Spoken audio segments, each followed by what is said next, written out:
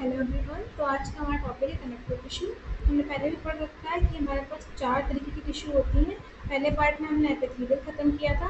अब दूसरा हमारा कनेक्टिव टिश्यू हम लोग करने जा रहे हैं। देखो बेटा, जो कनेक्टिव टिश्यूज होती है ना, वो मोस्ट अबंडेंट टिश्यूज हैं और वाइडली डिस्ट्रीब्यूटेड टिश्यू हैं। इन दो शब्दों को बिल्कुल भी अंडरस्टिमेट नहीं करना, क्योंकि इससे डायरेक्ट एमसीक्यू आते हैं कि मोस्ट अबंडेंट कौन सी है या वाइडली डिस्ट्रीब्यूटेड कौन सी टिश्यू है हमारी बॉडी में। तो उसका आंसर हमारा कनेक्टिव टिश्यू आ जाता है। अब इनका नाम कनेक्टिव टिश्यू क्यों है? अगर हम नाम से समझे ना तो समझ में आ रहा है कनेक्टिव यानी कनेक्शन करना या लिंक करना, वैसे करके। ठीक है, अब देखो, they are named connective tissue because of their special function of linking and supporting other tissue या फिर organs of the body। भाई जैसा नाम वैसा काम। अब इनका जो है डिफरेंशिएशन या बोल सकते हैं इनका क्लासिफिकेशन बहुत ज़्यादा ज़रूरी है। हमारी कनेक्टिव टिश्यूज़ है ना, ये 3 तरीके की होती हैं, लूज, डेंस और स्पेशलाइज्ड। अब इनके भी क्लासिफिकेशन होते हैं। जो लूज है वो 2 पार्ट में है, पहला एरियोलर और दूसरा एडिपोस। जो डेंस है वो 2 पार्ट में है, रेगुलर और इरेगुलर। रेगुलर वाले में एग्जांपल क्या आएगा? लिगामेंट्स और टेंडन। और इरेगुलर में तुम्हारी एग्जांपल क्या आएगी? इसके लिए याद करने की। ठीक है, अब स्पेशलाइज्ड भी तुम्हारे 2 टाइप की है, स्केलेटल और फ्लूइड। स्केलेटल में तुम्हारा कार्टिलेज आ रहा है, बोन आ रहा है, फिर में तुम्हारी ब्लड आ रही है और लिम्फ आ रही है। ये वाला चार्ट याद करना, इट इज इम्पोर्टेंट। ठीक है, अब देखो, they range from soft connective tissue to specialized types which include cartilage, bone, adipose and blood, जो हमने ऊपर पढ़ा। अब देखो, सारी कनेक्टिव टिश्यू में केवल ब्लड को छोड़ के, एक्सेप्शन क्या है? ब्लड। क्या रहा है? सेल सिक्रीट कर रही है फाइबर्स ऑफ स्ट्रक्चरल प्रोटीन, जिसको हम लोग कोलेजन या फिर इलास्टिन बोल रहे हैं। तुम्हारा कोलेजन या फिर इलास्टिन जो है, सारी कनेक्टिव टिश्यू कर रही हैं एक्सेप्ट ब्लड। अब ये जो कोलेजन या इलास्टिन है, जो फाइबर सिक्रीट हो रहे हैं, वो कर क्या रहे हैं?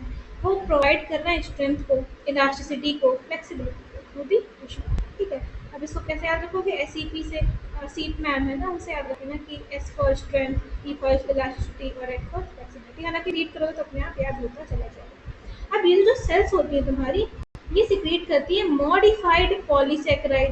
देखो, डाई होती है, मोनो होती है, पॉली होती है। यहाँ पे क्या है? सिक्रीट कर रही है modified polysaccharide which accumulate between cells and fibres and act as matrix. अब ये जो सेल्स होती है तुम्हारी, ये पहली बात है मॉडिफाइड पॉलीसेकेराइड्स को सिक्रीट कर रही है। अब ये क्या हो रही है? सेल्स और फाइबर्स के बीच में एक्युमुलेट हो रही है। एक्ट कैसे करी? वर्क कैसे करी? As a matrix which is also known as ground substance. अब देखो, कनेक्टिव टिश्यू के पार्ट तो पढ़ ही रखते हैं कि 3 टाइप के हैं, लूज, डेंस और स्पेशलाइज्ड। अब हम पहला पार्ट पढ़ते हैं, that is loose connective tissue. जैसा नाम वैसा काम। लूज कनेक्टिव टिश्यू का मतलब है कि इसमें जो सेल्स और फाइबर्स होंगी वो लूजली अरेंज्ड होंगी in semi fluid ground substance. इसमें मैंने बोला क्या था? 2 आएंगी, एरियोलर आएगी और एडिपोज आएगी। लोकेशन दोनों की सेम है, दोनों ही बीनीथ द स्किन पाई जा रही है। ये भी जो है एडिपोज भी तुम्हारी बीनीथ द स्किन पाई जा रही है। अब जो तुम्हारी एरियोलर टिश्यू है, इसका मेन काम क्या है? ये it serves as a support framework for epithelium. ये चीज़ याद रखना, ये फ्रेमवर्क है, सपोर्ट फ्रेमवर्क है एपिथेलियम के लिए। अब आगे एक और लाइन आएगी सपोर्ट से रिलेटेड, उसको इसमें मिक्स नहीं करना है। एरियोलर में होता क्या क्या है? इसमें फाइब्रोब्लास्ट होती है, मैक्रोफेजेस होते हैं और मास्ट सेल्स होती हैं। फाइब्रोब्लास्ट तुम्हारी क्या है? फाइब्रोब्लास्ट नाम से ही समझ लो, वो सेल्स जो प्रोड्यूस कर रही हैं और सिक्रेट कर रही हैं फाइबर्स को। मैक्रोफेज तुम्हें पता है और मास्ट सेल्स भी तुम जानते हैं। अब एडिपोज टिश्यू का क्या होता है? ये जो है, ये तरह के टिश्यूज होते हैं वो स्पेशलाइज्ड होते हैं किस चीज़ पे? ताकि वो फैट को स्टोर कर सकें। एक्सेस ऑफ न्यूट्रिएंट जो तुरंत काम में नहीं आ रहा है, वो फैट में जो कन्वर्ट हो जाएगा और ये टिश्यू उसे स्टोर कर लेंगी। ठीक है, लूज कनेक्टिव टिश्यू 2 टाइप की है, एरियोलर है, एडिपोज है। दोनों की लोकेशन सेम है, बीनीथ द स्किन है, पर कितना है? एरियोलर तुम्हारी सपोर्ट फ्रेमवर्क है एपिथेलियम के लिए, एडिपोज में यहाँ पे स्टोरेज का काम हो रहा है किसका? फैट्स का। अब देखो ये वाला डायग्राम देखो, ये वाला एरियोलर और एडिपोज। इसमें क्या है, थोड़ा सा लेबलिंग पे ध्यान देना। ये तुम्हारी मैक्रोफेजेस हैं, ठीक है। ये तुम्हारा फाइब्रोब्लास्ट, इससे निकल क्या कर रहा है? नीचे लाइन थी ना, सिक्रीट कोलेजन फाइबर्स, तो ये तुम्हारे कोलेजन फाइबर्स हैं। ये तुम्हारी मास्ट सेल्स हैं बेटा। अब अगर तुम एडिपोज में देखोगे तो देखो फैट स्टोरेज एरिया है, काम ही इसका स्टोर करने का था। ये आपका बेटा जी न्यूक्लियस है और ये तुम्हारी प्लाज्मा मेम्ब्रेन शो की गई है। ओके, देखो अब आते हैं हम लोग दूसरे पे, that is dense connective tissue. अब डेंस, इसके नाम से देखो, डेंस यानी कि जो घना होता है ना, घनत्व से उसका मतलब देते हैं। फाइबर्स और जो फाइब्रोब्लास्ट होंगी यहाँ पे वो कॉम्पैक्टली पैक्ड होंगी। ठीक है, अब दो टाइप की हैं, एक रेगुलर, दूसरा इरेगुलर। किस चीज़ के बेसिस पे है? अगर हम बोल रहे हैं कि ये पर्सन रेगुलर है या इरेगुलर है, तो किस बेसिस पे बोल रहे हैं? ऑब्वियस सी बात है, या तो उसके मतलब डिसिप्लिन बेसिस पे ले रहे हैं, ओरिएंटेशन कैसा है, कैसे कर रहा है ना उस हिसाब से। तो यहाँ पे देखो, orientation of fibres show a regular और इरेगुलर पैटर्न, बस उसी की वजह से यहाँ पे डेंस रेगुलर और डेंस इरेगुलर नाम दे दिया गया है। देखो, डेंस रेगुलर में दो एग्जाम्पल थे, एक था टेंडन, एक था लिगामेंट। ये पहले ही बता दे रही हूँ, तो एक चीज़ याद रखना, BLB। ठीक है, ये दोनों काम कर रहे हैं ज्वाइन करने के। तो अगर हम लिगामेंट की बात करें तो वो क्या कर रही हैं, वो ज्वाइन कर रही हैं बोन को बोन से ज्वाइन कर रही हैं, BLB से, याद रखो। तो हमारी जो टेंडन है वो किसको करेंगी, बोन को अदर मसल से करेंगे। बस तुम ये BLB याद रखा, दूसरा अपने आप याद हो जाएगा। In dense regular connective tissue जो कोलेजन फाइबर्स होते हैं, present in rows between very parallel bundles of fibres. देखो, टेंडन ये क्या कर रही है, स्केलेटल मसल को बोन से कर रही हैं अटैच। ठीक है, और जो तुम्हारे लिगामेंट्स हैं, और जो तुम्हारे लिगामेंट्स हैं बेटा, ये बोन को बोन से अटैच कर रही हैं, attach one bone to another. ठीक है, अब देखो तुम्हारे डेंस इरेगुलर कनेक्टिव टिश्यू है, has fibroblast in many fibres and oriented differently. तो तुम डायग्राम से देखो, ये तुम्हारा डेंस रेगुलर का है पहले वाला, तुम्हारा डेंस इरेगुलर का है। तो कितने खराब तरीके से सब कुछ जो है, देखो इसका ओरिएंटेशन कितना बर्बाद कर रखा है। और पहले रेगुलर में देखोगे तो कितने प्रॉपर तरीके से देखो ये चीज़ें। ठीक है, I hope you understood this.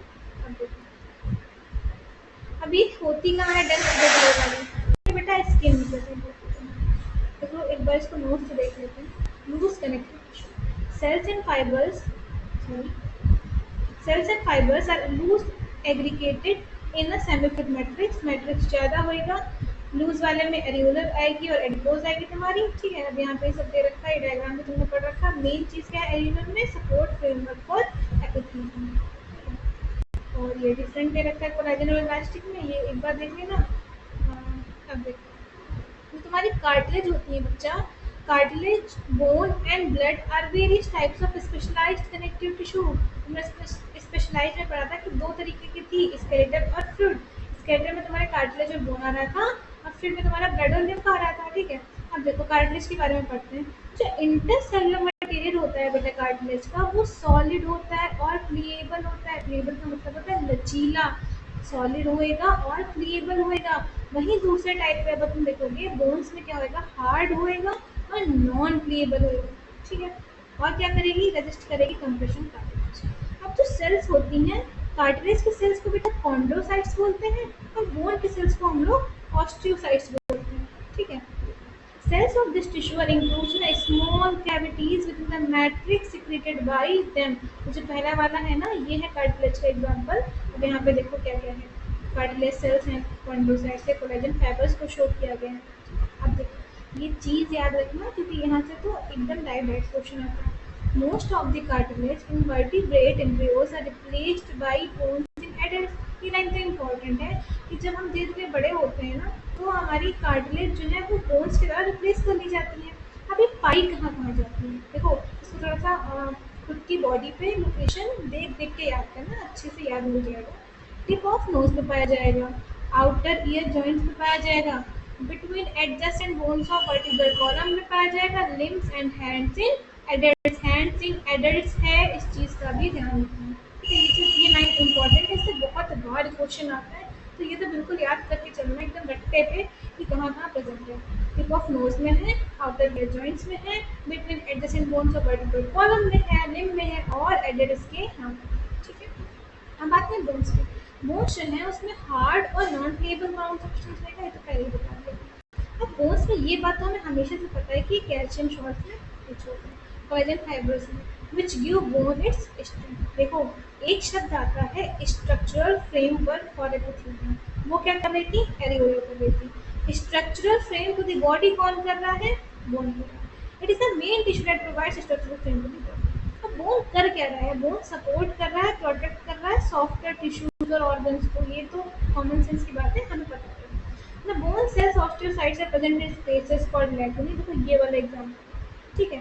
अब देखो जो लिम्ब बोन्स होती हैं, जैसे कि जो लॉन्ग बोन्स होती हैं, वो एक और काम करती हैं कि वो वेट बियरिंग फंक्शन भी कर रही हैं, ठीक है। They also interact with skeletal muscles attach to them to bring about movement. बेटा इसीलिए तो मूवमेंट हो रहा है ना, अगर स्केलेटल मसल से वो इंटरेक्ट ही ना करे तो मूवमेंट भी नहीं हो पाएगा तुम्हारा। The bone marrow in some bones is the site of production of blood cells। और आरबीसी कहाँ पर में डिस्ट्रॉय होती है? स्प्लीन में। ये भी आगे बताया गया। ब्लड इज, अब ब्लड की बात करेंगे, ये फ्लूइड कनेक्टिव टिश्यू। ब्लड के बारे में तुम एक ब्रीफ चैप्टर में पढ़ोगे अभी आगे, ठीक है। हालांकि इसमें थोड़ा सा देख सकते हैं। जैसे फ्लूइड कनेक्टिव टिश्यू, इसमें प्लाज्मा होता है, रेड ब्लड सेल्स होती हैं, डब्ल्यूबीसीज होती हैं, प्लेटलेट्स होती हैं। बेसिकली दो चीज़ें होती हैं, फॉर्म एलिमेंट्स होता है ना, और ये सब चीज़ें प्रेजेंट होती हैं। It is the main circulating fluid that helps in the transport of various substance. एक ये लाइन से भी क्वेश्चन आ सकता है कि मेन सर्कुलेटिंग फ्लूइड कौन सा है, तो देखो तो आंख बंद करके कर दोगे कि मुझे पता है। देखो ये आरबीसी तुम्हारी राउंडेड फॉर्म है, तुम्हारी डब्ल्यूबीसी है एमोबाइड शेप की होती है, ये तुम्हारी प्लेटलेट्स है, ठीक है।